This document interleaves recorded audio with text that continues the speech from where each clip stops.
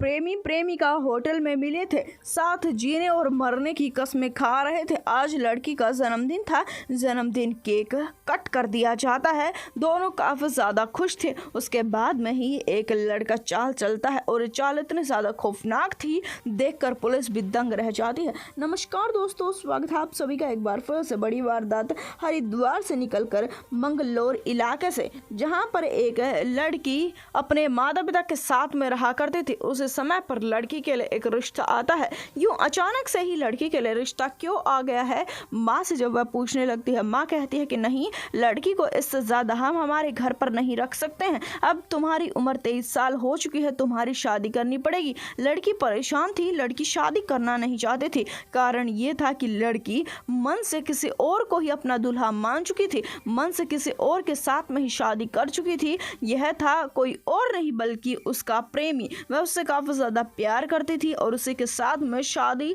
रचाना चाहती थी। वह अपने प्रेमी को मैसेज करती है और कहती है कि माता पिता मेरे लिए लड़का देख रहे हैं। तो प्रेमी भी वहां से रिप्लाई करता है कि तुम हमारे बारे में जल्दी से अपने माता पिता को बता दो। लड़की मैसेज रिप्लाई करके भेजती है, मुझ में इतनी हिम्मत नहीं है कि मैं अपने माता पिता को ये बात कह सकूं। मेरे माता पिता अगर किसी लड़के के साथ में मुझे शादी करने के लिए कहेंगे, मैं उसी लड़के के साथ में शादी कर लूंगी। कभी भी अपने माता पिता के फैसले को ना नहीं बोलूंगी। लड़के को गुस्सा आ जाता है और कहता है कि 3 साल से मैं तुमसे प्यार करता हूँ, उसका क्या अगर मैं तुम्हारे बिना नहीं रह सकता हूँ। लड़की कहती है कि वो मुझे नहीं पता, अगर तुम्हें इतनी ज्यादा दिक्कत है तो अभी के अभी मुझसे ब्रेकअप कर लो, पर मेरे माता पिता के कहने के अनुसार ही मैं शादी करूंगी। मुझे तुम्हारे साथ में जरूर रहना था, मैं तुमसे प्यार जरूर करती थी, पर शादी मैं अपने माता पिता की मर्जी से ही हमेशा करना चाहती थी। लड़के का खून खोल रहा था अपनी प्रेमिका के मुंह से। यह बात सुनकर 3 साल से जिस लड़की से वह प्यार करता था, वह उसे धोखा कैसे दे सकती है, ये बात से सोचता है और काफी रोता है। 2-3 दिन रोता रहता है, लड़की से बात भी नहीं करता है, अपने दोस्तों से बात करता है। दोस्त उसे समझाते हैं कि कोई बात नहीं, सब कुछ ठीक हो जाएगा। फिर लड़के का जन्मदिन आ जाता है। हर साल के जैसे इस साल भी वह सोचता है कि लड़की के जन्मदिन को खराब नहीं करेंगे। लड़की के जन्मदिन को काफी अच्छे तरीके से मनाया करता था। होटल में उसे केक खिलाया करता था, मौज मस्ती किया करता था लड़की के साथ में। इस बार भी उसे कहता है कि चलो कोई बात नहीं, आखिरी बार तुम आ जाओ, तुम्हारा जन्मदिन होटल में मैं धूमधाम से मनाना चाहता हूँ। शायद हमें अब ज्यादा समय साथ नहीं रहना है, यह जन्मदिन मनाते हैं, आखिरी बार मिलते हैं, उसके बाद में तुम अपने रास्ते और मैं अपने रास्ते। लड़की तैयार हो जाती है, उसे मिलने के लिए होटल में आती है और उसके केक को कट किया जाता है। केक को कट करने के बाद में लड़का रोता है और कहता है कि मैं तुमसे काफी ज्यादा प्यार करता हूँ, मैं तुम्हारे बिना रहने के बारे में सोच भी नहीं सकता हूँ। दरअसल बता दें कि शाम के समय में लड़का और लड़की ने होटल में चेक इन किया था और उनके हाथ में एक बैग था जो कि हल्का फुल्का था।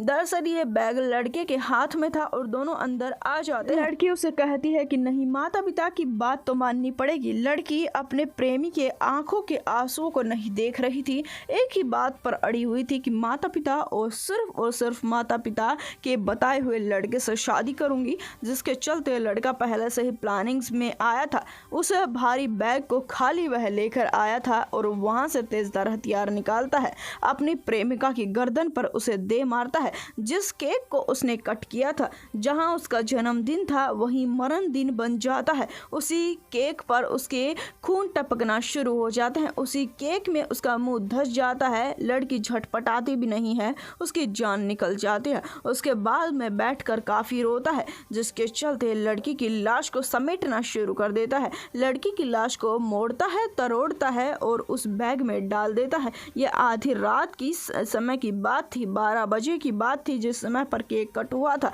1 बजे तक वह ये सब कुछ कर चुका था, अपनी प्रेमिका की लाश को बैग में बंद कर चुका था। अब करे तो क्या करे। सुबह सोचता है कि 4 बजे इस होटल से निकल जाएगा, किसी को पता तक नहीं चलेगा कि उसने क्या कर दिया है। 4 बजे की बात थी, सुबह सुबह वह होटल से निकल रहा था, पर उससे ये बैग कहाँ उठ रहा था। इस बैग को घसीटते हुए वह लेकर जा रहा था। होटल का स्टाफ सोया कहाँ था, उन्हें रातों में नींद कहाँ आती थी, रातों रात उनके पैसे बना करते थे। वह सिक्योरिटी के रूप में वहां पर खड़ा था और कहता है कि साहब आपकी मदद कर दूं क्या। दरअसल बता दें, जिस समय पर लड़का इस होटल में आया था, उसके हाथ में बैग तब भी था, पर इस बैग को वह घसीट कर नहीं बल्कि बड़े आराम से लेकर जा रहा था, पर वह कहता है कि नहीं, मेरी मदद करने की कोई ज़रूरत नहीं है। इस बात पर होटल के स्टाफ को काफ़ी शक हो जाता है, जिसके चलते पास में जाया जाता और उस बैग को पकड़ा जाता है। तो इस बैग में काफ़ी भारी भरकम था, सामान ऐसा लग रहा था और उस बैग की चैन के पास में खून लगा हुआ था।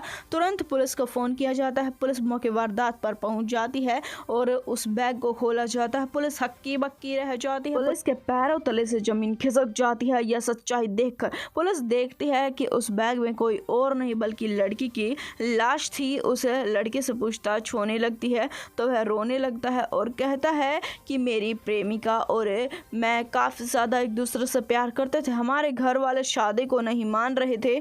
मेरी प्रेमिका ने सुसाइड कर लिया और मैं इसकी लाश को गंगा में बहाने के बाद में आत्महत्या करने वाला हूं। पर उसकी बात झूठी लग रही थी। उसके चेहरे पर एक बार भी ऐसा महसूस नहीं हुआ कि वह सच बोल रहा है। पुलिस को और ज्यादा शक उस पर बढ़ जाता है। सख्ताई से पूछताछ होने पर पुलिस को पूरी बात बताता है, शुरुआत से लेकर आखिर तक किस प्रकार उसने हत्या की, किस प्रकार उसने बैग में पैक किया। हालांकि बाद में पुलिस आरोपी को गिरफ्तार कर चुकी है।